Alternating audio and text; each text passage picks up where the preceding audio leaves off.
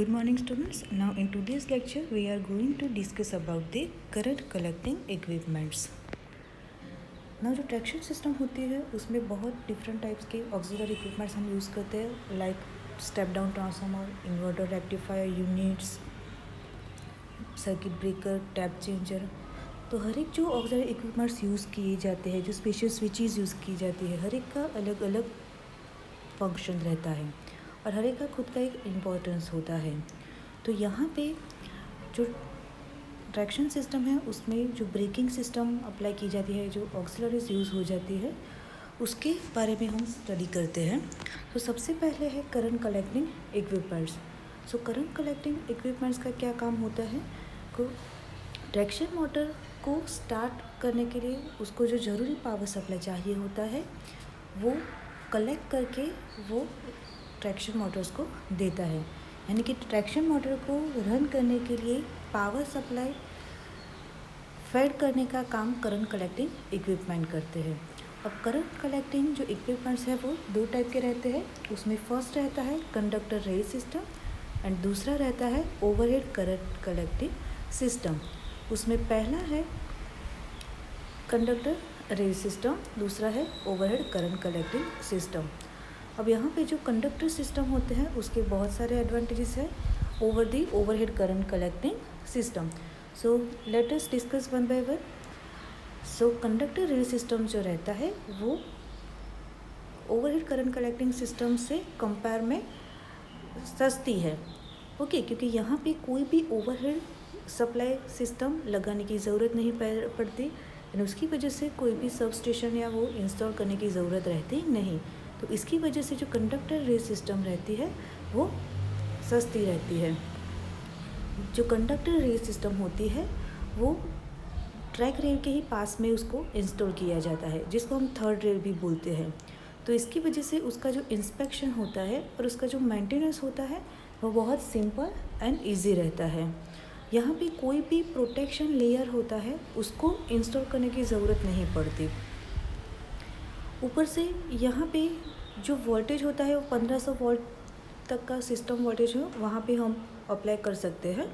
इसके अबोव ये जो सिस्टम है वो अप्लाई नहीं कर सकते। Now conductor rail system. So now conductor rail system क्या होता है? तो कंडक्टर रेल सिस्टम जो होता है वो मोस्टली सब अर्बन ट्रेन्स है, ट्रामवेज है, ट्रॉली बसेस है, वहाँ पे इसको यूज़ किया जाता है। यहाँ पे जो मेन ट्रैक होता है उसके पास में एक एडिशनल रेल है, उसको रखा जाता है, जिसको हम बोलते हैं थर्ड रेल। ये जो रेल होता है उसको जो मेन रेल ट्रैक रेल होते हैं उसके बीच में भी रख सकते हैं या तो उसको किसी एक साइड पे उसको रखा जा सकता है। तो ये जो एडिशनल रेल हम यूज़ करते हैं उसको हम बोलते हैं थर्ड रेल। तो थर्ड रेल है वो क्या करेगा कि यहाँ पे जो मोटर्स को करंट चाहिए होता है वो रेल के थ्रू वो कलेक्ट करके मोटर्स को देगा। यहाँ पे जो करंट होता है उसका जो रिटर्न पाथ होता है वो ट्रैक रेल की हेल्प से दिया जाता है। अब जो ये कंडक्टर रेल होता है उसको पोर्सलिन सपोर्ट के ऊपर माउंट किया जाता है। अगर उसको मेन ट्रैक रेल हो उसके बीच में रखा जाता है तो उसका जो ट्रैक रेल होता है उसके लेवल से 38 mm ऊपर डिस्टेंस पे रखा जाता है। बट अगर ये जो ट्रैक रेल है उसको कोई भी एक कंडक्टर रेल से साइड में पास में रखा जाता है तो ये जो डिस्टेंस है वो जो लेवल होता है उससे 76.2 mm की हाइट पे रखा जाता है। कंडक्टर रेल सिस्टम में जो कंडक्टर रेल होता है वो मैक्सिमम 2000 एम्पियर तक का करंट है वो ले सकता है। इसके अबोव करंट की जो वैल्यू होती है उसके लिए ये यूज़ किया जा सकता नहीं है। अब कंडक्टर रेल सिस्टम जो रहती है उसमें टोटल 3 टाइप की कंडक्टर रेल सिस्टम यूज़ की जाती है। उसमें फर्स्ट जो है वो है top contact conductor rail system, second है वो है bottom contact conductor rail system and third one है वो है side contact conductor rail system. यहाँ पे देखिए डायग्राम में आपको दिखाया गया है कि जो दो मेन है वो रनिंग रेल है यानी कि मेन रेल है, उसके राइट हैंड साइड पे एक एक्सटर्नल या एडिशनल रेल को रखा गया है जिसको हम बोलते हैं थर्ड रेल। जब भी ट्रेन रन करेगी तो ये जो थर्ड रेल है वो करंट कलेक्ट करेगा और आगे मोटर्स को भेजेगा। और जो मेन रेल है वो as a return path behave करेगा। Now top contact conductor rail system. तो top contact conductor rail system जो है उसके नाम में ही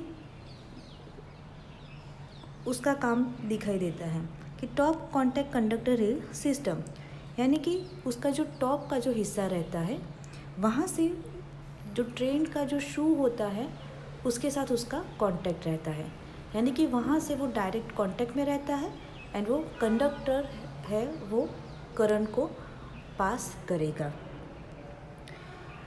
जब top contact conductor rail system use किया जाता है तब जो ट्रैक रेल होता है उसको मेन रेल से साइड में इंस्टॉल किया जाता है और उसका जो डिस्टेंस रहता है वो 0.4 मीटर तक का रहता है।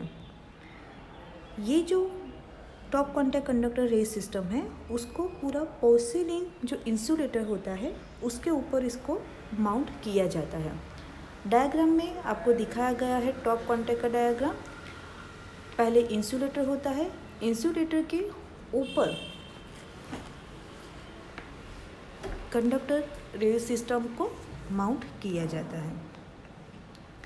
इस टाइप का जो कंडक्टर रेल सिस्टम होता है वो लो वोल्टेज के लिए यूज़ होता है, यानी कि करीबन 600 वॉट तक इसका यूज़ किया जाता है।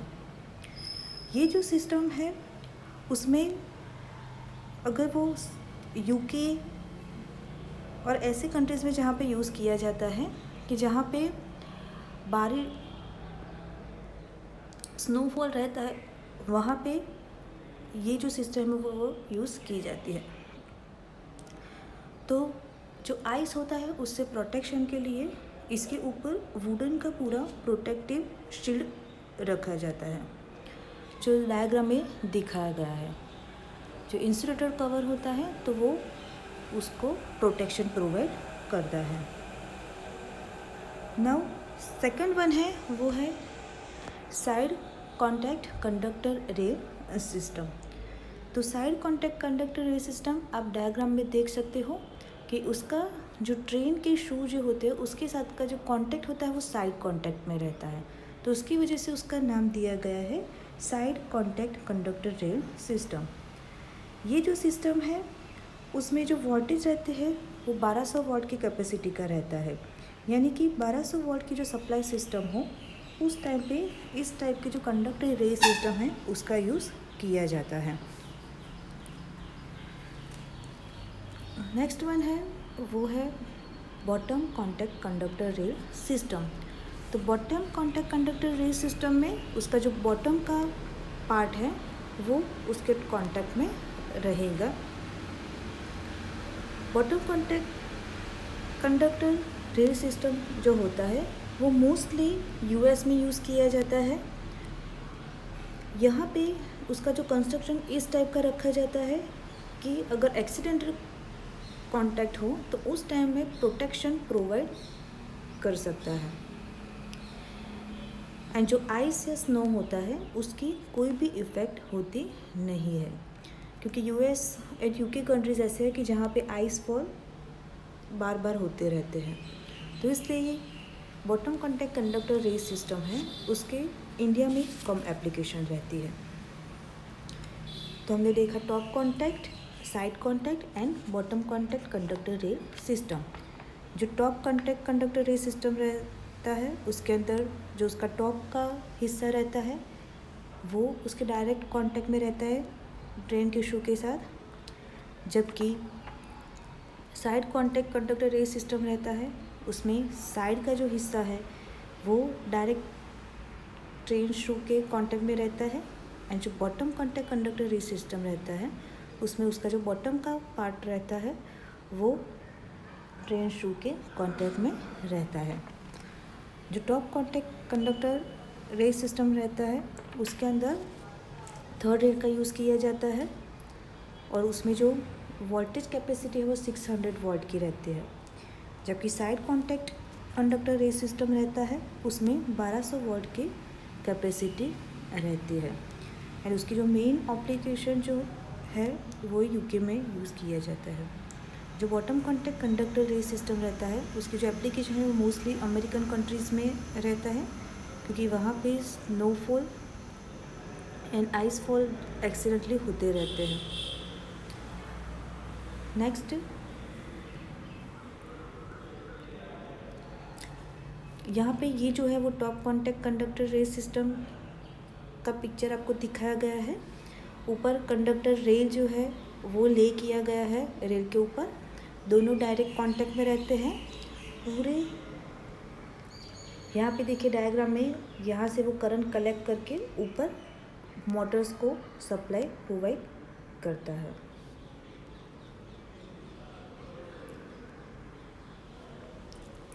यहाँ पे पूरी सिस्टम दिखाई गई है कि वो कैसे उसके कांटेक्ट में रहते हैं। Now rules of conductor rail system. तो जब भी कंडक्टर रेल सिस्टम यूज़ की जाती है तो उसके कुछ रूल्स होते हैं जो फॉलो होने चाहिए।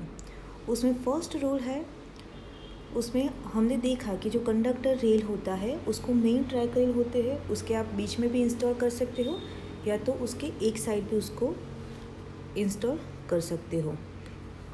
तो जब ट्रैक रेल्स के बीच में कंडक्टर रेल को इंस्टॉल किया जाए तो उस टाइम में उसकी जो सेंटर लाइन होती है वो कंडक्टर रेल की जो सेंटर लाइन होती है उसके साथ कोइंसाइड होनी चाहिए। और जो कंडक्टर रेल का जो टॉप होता है वो ट्रैक रेल से 38 mm की दूरी बनाए रखनी चाहिए।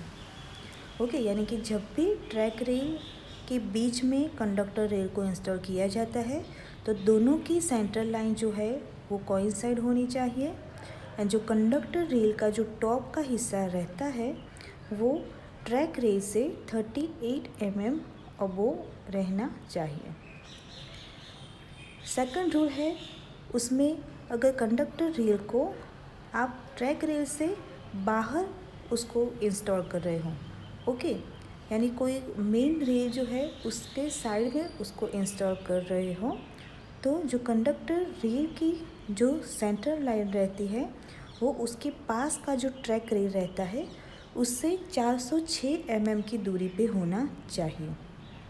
अब यहाँ पे जो कंडक्टर रेल का जो टॉप का हिस्सा रहता है वो ट्रैक रेल के टॉप से 76.2 mm की दूरी पे होना चाहिए। ओके, यानी कि जब कंडक्टर रेल होता है उसको मेन ट्रैक रेल से बाहर की साइड अगर उसको इंस्टॉल करते हो तो जो सेंटर लाइन होती है कंडक्टर रेल की उसके और जो उसके पास में जो रेल है उन दोनों के बीच में एक डिस्टेंस रहना चाहिए एंड वो 406 mm का होना चाहिए। एंड जो कंडक्टर रेल का जो टॉप का हिस्सा रहता है वो ट्रैक रेल के टॉप से 76.2 mm की हाइट पे होना चाहिए। जब भी क्रॉस ओवर हो या तो स्पेशल ट्रैक वर्क गैप हो उस टाइम पे जो गैप रहती है वो 2 mm की जितनी होनी चाहिए। जो कंडक्टर रेल की जो कंटिन्यूटी रहती है उसको फ्लेक्सिबल जंपर रेल की हेल्प से मेंटेन किया जाना चाहिए। So this are the rules when we use conductor rail system and they must be followed. Now next, collector shoe. तो यहाँ पे ये जो इमेजेस आपको दिखाई गई है वो कलेक्टर शू की है। तो यहाँ पे जो करंट कंडक्टर रेल लेके आता है उसको वहाँ से कलेक्ट करना होता है। तो कलेक्टर शू है वो कंडक्टर रेल होता है उसमें से वो करंट को वो ले जाता है। जैसे डीसी मोटर में या डीसी मशीन में ब्रश का काम है, ऐसा ही कलेक्टर शू का काम है कि कंडक्टर रेल में जो करंट है उसको कलेक्ट करने का काम करता है कलेक्टर शू। ये जो कलेक्टर शू होता है वो ट्रैक्शन मोटर्स को करंट सप्लाई करता है। कलेक्टर शू होता है वो स्टील का बनाया जाता है। आप डायग्राम में देख सकते हो, उसकी जो लेंथ होती है वो डिपेंड करता है, डिफरेंट टाइप के कलेक्टर शूज़ रहते हैं। उसकी जो लेंथ होती है वो 203 mm और उसकी जो विड्थ रहती है वो 76 mm की होती है।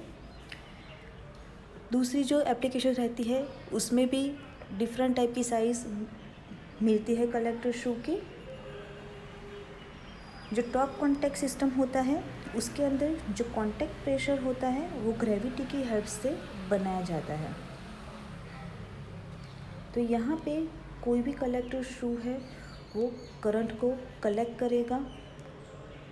300 से 500 एम्पेयर तक की उसकी कैपेसिटी रहती है। कुछ लोकोमोटिव्स ऐसे होते हैं कि जिसमें जो रेल होते हैं वो दोनों साइड कलेक्टर शू रहते हैं। तो यहाँ पे ये जो डायग्राम है वो कलेक्टर शू का दिया गया है। कलेक्टर शू का काम है कि वो जो कंडक्टर रेल सिस्टम होती है, अब कोई भी टॉप कॉन्टैक्ट, बॉटम कॉन्टैक्ट या साइड कॉन्टैक्ट कोई भी कंडक्टर रेल सिस्टम यूज़ करो, वहाँ से उसके पास से करंट को कलेक्ट करता है एंड जो लोकोमोटिव्स में ट्रैक्शन मोटर्स रखी हैं उसको वो करंट सप्लाई करता है। नेक्स्ट है फ्लेक्सिबल जॉइंट्स। तो यहाँ पे फ्लेक्सिबल जो जॉइंट्स दिए गए हैं उसमें जो फर्स्ट ऑफ ऑल जो कंडक्टर रेल है उसका जो करंट है वो कैपेसिटी है 2000 एम्पियर तक की एंड ये जो कैपेसिटी है वो बहुत शॉर्ट पीरियड के लिए वो कैरी करता है। तो उसकी वजह से जो उसके जॉइंट्स हैं उसको ऐसे डिज़ाइन किया जाता है कि जिससे वो उसका जो फुल करंट है वो विथस्टैंड कर पाए।